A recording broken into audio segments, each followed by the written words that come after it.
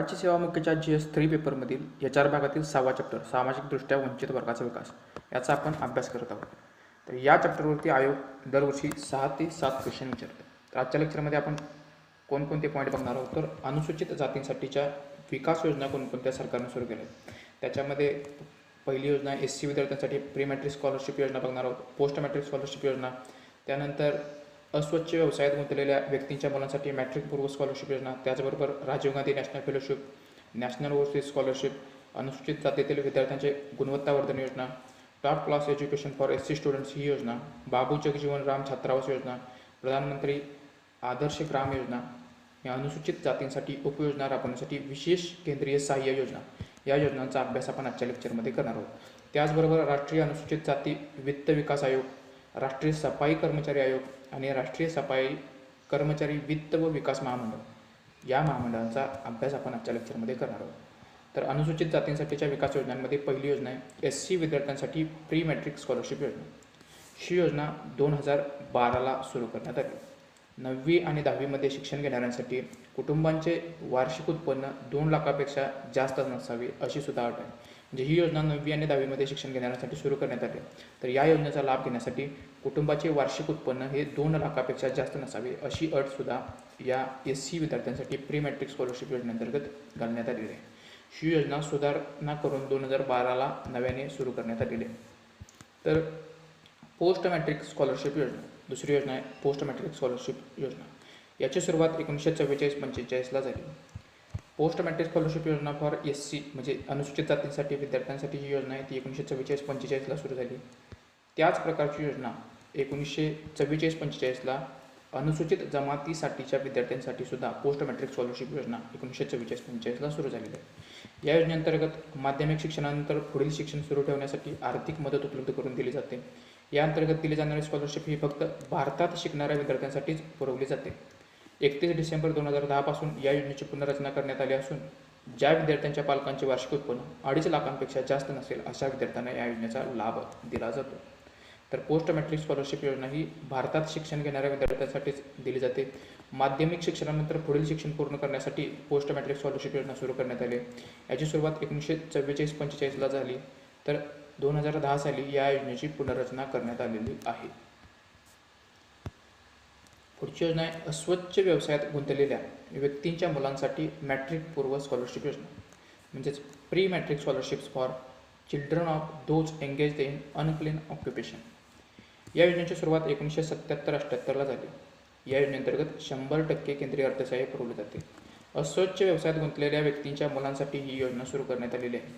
1991पर्यंत फक्त वसतिगृहात वास्तव्य करण्यासाठीच ही योजना लागू होती, परंतु 1991 पासून सर्व मुलांना ही योजना लागू करण्यात आलेली आहे. या योजनेची 1 जुलै 2011ला पुनर्रचना करण्यात आली असून या योजनेच्या लाभार्थ्यांसाठी वार्षिक उत्पन्नाचे अट किंवा जातीचे बंधन घातलेले नाही. या योजनेअंतर्गत प्रति महिना स्कॉलरशिप, तर शालेय साहित्य, शालेय गणवेश इत्यादींसाठी वार्षिक मदत पुरवली जाते. तर ही स्कॉलरशिप 10 महिन्यांसाठी दिली जाते. अस्वच्छ व्यवसायात गुंतलेल्या व्यक्तींच्या मुलांसाठी मॅट्रिक पूर्व स्कॉलरशिप योजना 1977-78ला सुरू झाली असून 100% केंद्रीय अर्थसहाय्य या अंतर्गत दिलं जातं. या योजनेची 2011 साली पुनर्रचना करण्यात आलेली आहे. या योजनेचा लाभ घेण्यासाठी वार्षिक उत्पन्नाची अट किंवा जातीचे बंधन असणार नाही अशी सुद्धा तरतूद या योजनेअंतर्गत करण्यात आलेली आहे. पुढची योजना आहे राजीव गांधी नॅशनल फेलोशिप योजना. या योजनेची सुरुवात 2005 साला झाली असून या योजनेची पुनर्रचना एप्रिल 2010मध्ये करण्यात आली. तर Rajiv Gandhi national fellowship scheme 2005 साली असून 2010ला याची पुनर्रचना करण्यात आली. याचा उद्देश काय तर PhD, MPhil सारखे उच्च शिक्षण घेण्यासाठी विद्यार्थ्यांना प्रोत्साहन देणे हा राजीव गांधी नॅशनल फेलोशिप योजनेचा उद्देश आहे. या अंतर्गत दरवर्षी 2000 फेलोशिप देण्यात येतात. राजीव गांधी नॅशनल फेलोशिप योजनेची अंमलबजावणी कोण करतं तर विद्यापीठ अनुदान आयोग म्हणजेच UGC ही राजीव गांधी नॅशनल फेलोशिप योजनेची अंमलबजावणी करतो. पुढची योजना आहे national overseas scholarship. National overseas स्कॉलरशिपची सुरुवात 1954-55ला झाली. अशाच प्रकारची योजना अनुसूचित जमातींसाठीच्या विद्यार्थ्यांसाठी सुद्धा 1954-55ला नॅशनल ओव्हरसीज स्कॉलरशिप म्हणून सुरू करण्यात आली. 1954-55ला योजना सुरू झाली. परदेशात मास्टर्स कोर्सेसचे शिक्षण घेण्यासाठी तसेच डॉक्टर स्तरावरील अभियांत्रिकी, व्यवस्थापन, विज्ञान, प्युअर सायन्स कृषी विज्ञान, मेडिसिन इत्यादी क्षेत्रात शिक्षण घेणाऱ्या विद्यार्थ्यांना ही योजना लागू आहे. या योजनेचा लाभ घेण्यासाठी अटी कोणती आहेत तर विद्यार्थ्यांचे वय हे 35 वर्षापेक्षा जास्त नसावे ही यातील महत्त्वाची अट आहे. त्याचबरोबर पालकांचे उत्पन्न वर्षाला 3 लाखापेक्षा जास्त नसावे. एकाच कुटुंबातील एकाच व्यक्तीला या स्कॉलरशिपचा लाभ घेता येईल. या अंतर्गत 30% जागा या महिलांसाठी राखीव ठेवल्या जातील अशी सुद्धा तरतूद या अंतर्गत करण्यात आली. तर नॅशनल ओव्हरसीज स्कॉलरशिप योजना 1954-55ला परदेशात मास्टर्स कोर्सेसचे शिक्षण घेण्यासाठी सुरू करण्यात आले असून विद्यार्थ्यांचे वय 35पेक्षा जास्त नसावे अशी सुद्धा अट या अंतर्गत घालण्यात आलेली आहे. पुढची योजना आहे अनुसूचित जातीतील विद्यार्थ्यांचे गुणवत्तावर्धन ज्याचं upgradation of merit for SC students. ही योजना 1998-99ला सुरू करण्यात आली. या योजनेचा लाभ कोण घेऊ शकतो तर 9वी ते 12वीतील विद्यार्थी हे अनुसूचित जातीतील विद्यार्थ्यांचे गुणवत्तावर्धन योजनेचा लाभ घेऊ शकतील. 1987-88 साली मानव संसाधन विकास मंत्रालयामार्फत ही योजना सुरू करण्यात आली होती. 1993-94ला कल्याण मंत्रालयाकडे ही योजना हस्तांतरित करण्यात आली. तर एका विद्यार्थ्यांसाठी 15,000 रुपयाचे वार्षिक अनुदान अनुसूचित जातीतील विद्यार्थ्यांचे गुणवत्तावर्धन योजनेअंतर्गत देण्यात येते. नव्याने ही योजना 1998-99 पासून सुरू झाली असून 9वी ते 12वीतील विद्यार्थी या योजनेचा लाभ घेऊ शकतील. पुढची योजना आहे अनुसूचित जाती व इतर मागासवर्गीय विद्यार्थ्यांसाठी म्हणजेच OBC आणि अनुसूचित जातीच्या विद्यार्थ्यांसाठी मोफत मार्गदर्शनाची योजना फ्री कोचिंग संबंधीची योजना आहे. याची सुरुवात 2001ला झाली. 2007 साली या योजनेस central sector scheme for free coaching for SC आणि OBC स्टुडंट असे नाव देण्यात आले. या अंतर्गत UPSC, SSC, MPSC, बँक इत्यादी परीक्षांसाठी मार्गदर्शन, खाजगी क्षेत्रातील IT, जैवतंत्रज्ञान इत्यादीसाठीही मार्गदर्शन केले जाते. या योजनेची अंमलबजावणी केंद्र, राज्य शासन, विद्यापीठे, NGO यांच्यामार्फत केली जाते. तर अनुसूचित जाती व इतर मागासवर्गीय विद्यार्थ्यांसाठीची मोफत मार्गदर्शनाची योजना 2001 पासून सुरू झाली असून 2007ला या योजनेचं नावात बदल करण्यात आला. ही योजना UPSC, SSC, state service exams, bank इत्यादी परीक्षांसाठी मार्गदर्शन देण्यासंबंधीची योजना आहे. या योजनेची अंमलबजावणी केंद्र, राज्य शासन, विद्यापीठे त्याचबरोबर NGOच्या मार्फत केली जाते. पुढची योजना आहे top class education for SC students. Top class education for SC student या योजनेची सुरुवात 2007ला झाली. या अंतर्गत 12वी नंतरच्या शिक्षणासाठी आर्थिक सहाय्य देण्यात येते. यामध्ये देशभरातील 207 शैक्षणिक संस्थांमध्ये प्रवेश घेतल्यानंतर त्यांना या योजनेचा लाभ मिळू शकतो. आर्थिक सहाय्याचे स्वरूप काय असणार आहे तर या अंतर्गत पूर्ण शैक्षणिक फी किंवा जास्तीत जास्त 2 लाख रुपये आणि राहण्यासाठी 22 रुपये प्रति महिना इतका आर्थिक लाभ मिळणार आहे. त्याचबरोबर पुस्तके व इतर साहित्य खरेदी करण्यासाठी 3,000 रुपये प्रतिवर्षे विद्यार्थ्याला देण्यात येतील. तर top class education for SC student ही 2007ला सुरू झाली असून 12वी नंतरच्या शिक्षणासाठी आर्थिक सहाय्य देण्याकरिताची टॉप क्लास एज्युकेशन योजना आहे.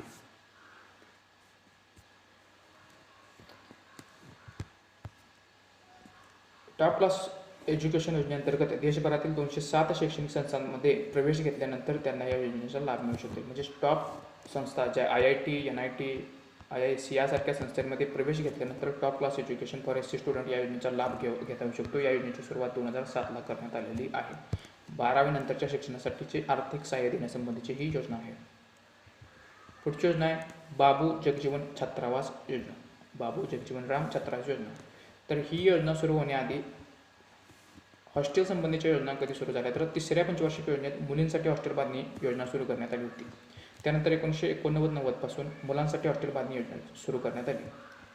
तर 10व्या पंचवार्षिक योजनेमध्ये या दोन्ही योजना एकत्र करण्यात आल्या. तर 2008 साली काय झालं तर 2008 साली या सर्व योजना ज्या एकत्र करण्यात आल्या होत्या या योजनेला बाबू जगजीवन राम छात्र आवास योजना असे नाव देण्यात आले. या अंतर्गत माध्यमिक, उच्च माध्यमिक व विद्यापीठ स्तरावर नवीन हॉस्टेल बांधण्यासाठी किंवा हॉस्टेल विस्तारण्यासाठी अर्थसहाय्य दिले जाते. मुलींच्या हॉस्टेल बांधण्यासाठी किंवा नूतनीकरणासाठी राज्य विद्यापीठ यांना 100% अर्थसहाय्य तर NGOसाठी 90% अर्थसहाय्य दिले जाते. या मुलांच्या हॉस्टेलसाठी केंद्र राज्य निधी सारख्याच प्रमाणात पुरवला जातो.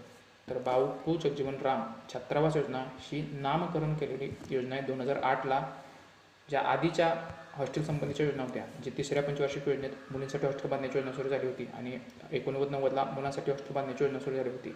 या दोन योजना 10व्या पंचवार्षिक योजनेत एकत्र करण्यात आल्या. मग 2008ला या एकत्रित योजनेला बाबू जगजीवन राम छात्रावास योजना असं नाव देण्यात आलं. तर या योजनेअंतर्गत माध्यमिक, उच्च माध्यमिक, विद्यापीठ स्तरावर नवीन हॉस्टेल बांधण्यासाठी तसेच विस्तार करण्यासाठी अर्थसहाय्य दिलं जातं. मुलींच्या हॉस्टेल बांधण्यासाठी किंवा नूतनीकरणासाठी राज्य हे विद्यापीठांना 100% अर्थसहाय्य करतं तर NGOंना 90% अर्थसहाय्य पुरवतं. तर मुलांच्या हॉस्टेलसाठी 50% निधी हा राज्य सरकार पुरवतं, तर 50% निधी हा केंद्र सरकार पुरवतो. पुढची योजना आहे प्रधानमंत्री आदर्श ग्राम योजना. या योजनेची सुरुवात 2009-10 साली करण्यात आली. ही एक केंद्र पुरस्कृत योजना असून 50%पेक्षा जास्त अनुसूचित जाती लोकसंख्या असणाऱ्या 1000 खेड्यांचा सर्वांगीण विकास करण्याचे उद्दिष्ट या योजनेचं आहे. 1000 खेड्यांचा विकास करण्याचं उद्दिष्ट या योजनेचं आहे. सुरुवातीला फक्त हिमाचल प्रदेश, बिहार, राजस्थान आणि तमिळनाडू, आसाम या राज्यांमध्ये ही योजना सुरू झाली होती. आता मात्र हिमाचल प्रदेशच्या ऐवजी उत्तर प्रदेशचा समावेश करण्यात आलेला आहे. या योजनेअंतर्गत सर्व क्षेत्रांचा एकात्मिक विकास करण्यावर भर देण्यात येत आहे. तसेच यामध्ये केंद्र राज्य सरकारच्या योजना चांगल्या प्रकारे राबवण्यावरही लक्ष देण्यात येत आहे. यामध्ये रस्ते, स्वच्छता, पर्यावरण, सामाजिक पायाभूत सुविधा जसे की अंगणवाडी, शाळा, सरकारी दवाखाने, पंचायत, रोजगार इत्यादी घटक समाविष्ट करण्यात आलेले आहेत. तर प्रधानमंत्री आदर्श ग्राम योजनेचा उद्देश काय तर ज्या गावची लोकसंख्या म्हणजे ज्या गावांमध्ये 50%पेक्षा जास्त अनुसूचित जातीची लोकसंख्या अशी गावं किती निवडायचे तर 1000 खेडं निवडायचे आणि त्यांचा सर्वांगीण विकास म्हणजेच रस्ते, स्वच्छता, पर्यावरण, सामाजिक पायाभूत सुविधा यांचा विकास करण्याचं काम या योजनेअंतर्गत करायचं आहे. तर ही योजना 2009-10 सुरू झाली असून SC डॉमिनेटेड गावांचा विकास करण्यासाठी सुरू करण्यात आलेली ही योजना. या योजनेअंतर्गत सर्व क्षेत्रांचा एकात्मिक विकास करण्यावरती भर देण्यात येत आहे. पुढची योजना आहे अनुसूचित जातींसाठी उपयोजना राबवण्यासाठी विशेष केंद्रीय सहाय्य, the special central assistance to scheduled caste sub plan. या योजनेची सुरुवात 1980ला करण्यात आली. या योजनेचा उद्देश काय तर अनुसूचित जातीतील दारिद्र्य रेषेखाली असणाऱ्या लोकांचा आर्थिक विकास घडवून आणण्यासाठी स्वयंरोजगाराच्या संधी उपलब्ध करून देणे हा अनुसूचित जातींसाठी उपयोजना राबवण्यासाठी विशेष केंद्रीय सहाय्य या योजनेचा उद्देश आहे. यासाठी राज्य केंद्रशासित प्रदेश विशेष उपयोजना अवलंबतात. प्रत्येक विद्यार्थ्याला त्याच्या प्रकल्पाच्या 50% रक्कम अनुदान म्हणून मिळते आणि ती रक्कम 10,000 रुपयांपेक्षा जास्त नसते. केंद्राकडून मिळालेल्या एकूण रकमेच्या 10% रक्कम ही खेड्यातील पायाभूत सुविधांच्या विकासासाठी वापरावी, जेथे अनुसूचित जातीतील लोकसंख्या 50%पेक्षा जास्त असेल अशी सुद्धा अट आहे. त्याचबरोबर या अंतर्गत अनुदानातील 15% रक्कम ही अनुसूचित जातीतील महिलांच्या विकासासाठी वापरली जाते. तर अनुसूचित जातींसाठी उपयोजना राबवण्यासाठी विशेष केंद्रीय अर्थसहाय्य हे 1980ला करण्यात आलं. या अंतर्गत अनुसूचित जातीतील दारिद्र्य रेषेखाली असणाऱ्या लोकांचा आर्थिक विकास घडवून आणणे आणि त्यांना स्वयंरोजगाराच्या संधी उपलब्ध करून देणे हा या योजनेचा उद्देश आहे. या योजनेअंतर्गत 10,000 रुपयापर्यंत कर्ज किंवा अनुदान देण्यात येतं. प्रकल्पाच्या 50% रक्कम आणि ती रक्कम 10,000 रुपयापेक्षा जास्त नसते. तर हा जो केंद्राकडून निधी मिळतो त्यातील 10% रक्कम ही खेड्यातील पायाभूत सुविधांच्या विकासासाठी वापरली जाते, जेथे अनुसूचित जातीतील लोकसंख्या 50%पेक्षा जास्त आहे. 50%पेक्षा जास्त ज्या गावातील अनुसूचित जातीतील लोकसंख्या आहे त्या गावांमध्ये 10% रक्कम पायाभूत सुविधांच्या विकासासाठी वापरली जाते. तर अनुदानातील 15% रक्कम ही अनुसूचित जातीतील महिलांच्या विकासासाठी वापरली. राष्ट्रीय अनुसूचित जाती वित्त विकास आयोग या आयोगाची स्थापना 8 फेब्रुवारी 1989ला झाली. मिस्टेक झाली तर 1989ला या आयोगाची स्थापना झाली. सुरुवातीला अनुसूचित जाती आणि अनुसूचित जमातींसाठी एकत्रित आयोग स्थापन करण्यात आला होता. त्याचे विभाजन होऊन 10 एप्रिल 2001 पासून राष्ट्रीय अनुसूचित जाती वित्त विकास आयोग हा स्वतंत्रपणे कार्यभार पाहत आहे. तर या आयोगाचा लाभ घेण्यासाठी म्हणजे याचे लाभार्थी होण्यासाठी अट काय सांगितली तर वार्षिक कौटुंबिक उत्पन्न दारिद्र्य रेषेच्या उत्पन्नाच्या दुपटीपेक्षा जास्त नसावे अशी अट अंतर्गत सांगितलेली आहे. तर या आयोगामार्फत एखाद्या प्रकल्पाच्या 90% वित्त सहाय्य पुरवठा केला जातो. तर राष्ट्रीय अनुसूचित जाती वित्त विकास आयोगाची स्थापना 8 फेब्रुवारी 1989ला झाली असून स्वतंत्रपणे कारभार हा 10 एप्रिल 2001 पासून राष्ट्रीय अनुसूचित जाती वित्त विकास आयोग पाहत आहे. पुढचा आयोग आहे राष्ट्रीय सफाई कर्मचारी आयोग. या आयोगाची स्थापना 12 ऑगस्ट 1994ला करण्यात आली. याचं उद्दिष्ट काय तर सफाई कर्मचाऱ्यांच्या हक्कांचे संरक्षण व्हावे व त्यांचे आर्थिक व सामाजिक पुनर्वसन करता यावे या उद्देशाने मुख्य यंत्रणा म्हणून राष्ट्रीय सफाई कर्मचारी आयोग स्थापन करण्यात आलेला आहे. तर महत्त्वाचं उद्दिष्ट काय तर सफाई कर्मचाऱ्यांच्या हक्कांचे संरक्षण करणे आणि त्यांचं आर्थिक व सामाजिक पुनर्वसन करणे हे राष्ट्रीय सफाई कर्मचारी आयोगाचं उद्दिष्ट आहे. तर त्याचं कार्य काय तर सफाई कर्मचाऱ्यांसाठी विविध धोरणे, कायदे या योजनांचे मूल्यमापन करणे, शासनाला सल्ला देणे, योग्य धोरणांची शिफारस करण्याचे काम हा आयोग करत असतो.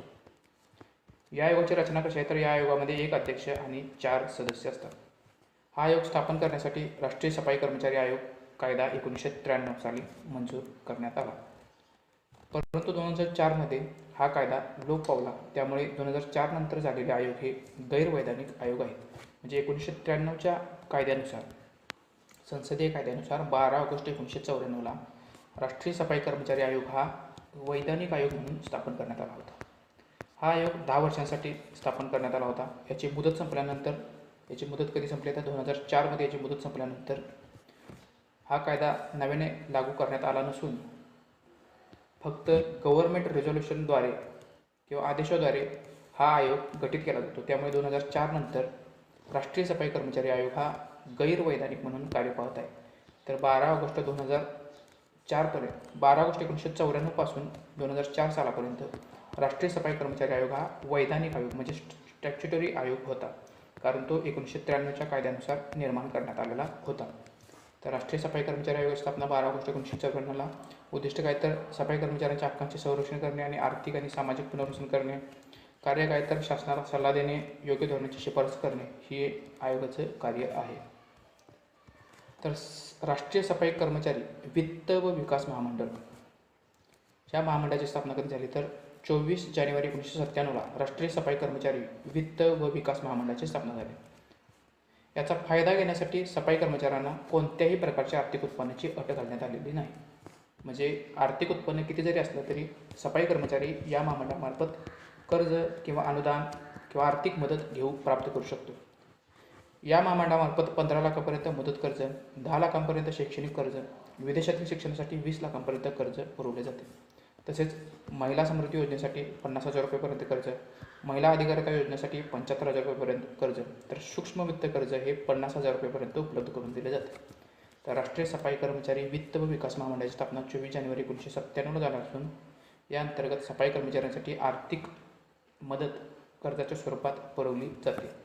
या महामंडळाकडून लाभ घेण्यासाठी राष्ट्रीय कर्मचाऱ्यांना कोणत्याही प्रकारच्या आर्थिक उत्पन्नाची अट घालण्यात आलेली नाही. आता अनुसूचित जातींच्या कल्याणासाठी शासनाने सामाजिक न्याय प्राप्त करून देण्यासाठी कोणती पावले उचललेत, आर्थिक सबलीकरणासाठी कोणती पावले उचललेत, त्याचबरोबर सामाजिक सबलीकरणासाठी कोणती पावले उचललेत त्याचा अभ्यास करू. तर सामाजिक न्याय मिळवून देण्यासाठी भारतीय राज्यघटनेमध्ये कलम 14, कलम 15, कलम 17, कलम 46 आणि कलम 341 अंतर्गत तरतुदी देण्यात आलेल्या आहेत. तर कलम 17 अस्पृश्यता निवारण संबंधित आहे. कलम 46 हे DPSP असून म्हणजेच directive principle of state policy, राज्याची मार्गदर्शक तत्वांमध्ये आर्थिक व सामाजिक वंचित वर्गाचा विकास करण्यासंबंधीचा एक कलम आहे. 341मध्ये अनुसूचित जाती संबंधीची व्याख्या देण्यात आलेली आहे. तर अनुसूचित जातींच्या कल्याणासंबंधी कोणतं मंत्रालय कार्य पाहतं तर सामाजिक न्याय व सबलीकरण मंत्रालय हे अनुसूचित जाती कल्याणासंबंधीचं कार्य पाहतं. तर अनुसूचित जातींच्या कल्याणासाठी कोणते कायदे करण्यात आले तर 1955ला नागरी अधिकार संरक्षण कायदा करण्यात आला. तर 1989ला अनुसूचित जाती व जमाती कायदा म्हणजेच प्रिव्हेन्शन ऑफ ॲट्रॉसिटी ॲक्ट मंजूर करण्यात आला. अनुसूचित जातीच्या कल्याणासाठी कोणते आयोग कार्यरत आहेत तर 1994 साली स्थापन करण्यात आला राष्ट्रीय सफाई कर्मचारी आयोग. तर 2004ला स्थापन करण्यात आलेला राष्ट्रीय अनुसूचित जाती आयोग हे अनुसूचित जातींच्या कल्याणासाठी कार्य करणारे 2 आयोग आहेत. तर आर्थिक सबलीकरणासाठी कोणती महामंडळ स्थापन करण्यात आलं तर 1989ला राष्ट्रीय अनुसूचित जाती वित्त व विकास महामंडळ स्थापन करण्यात आलं. तर 1997 साली राष्ट्रीय सफाई कर्मचारी वित्त व विकास महामंडळाची स्थापना करण्यात आली. आर्थिक सबलीकरणासाठी केंद्रीय योजना कोणत्या सुरू करण्यात आल्या तर 1980 साली विशेष केंद्रीय सहाय्य योजना ही सुरू करण्यात आली. 2007 साली सफाई कर्मचारी स्वरोजगार योजना सुरू करण्यात आली. तर 2009-10 साली पंतप्रधान आदर्श ग्राम योजना सुरू करण्यात आली असून या अंतर्गत 1000 खेड्यांचा विकास करण्यात येणार आहे, ज्या खेड्यांमध्ये अनुसूचित जातीच्या लोकांची संख्या ही 50% जास्त आहे.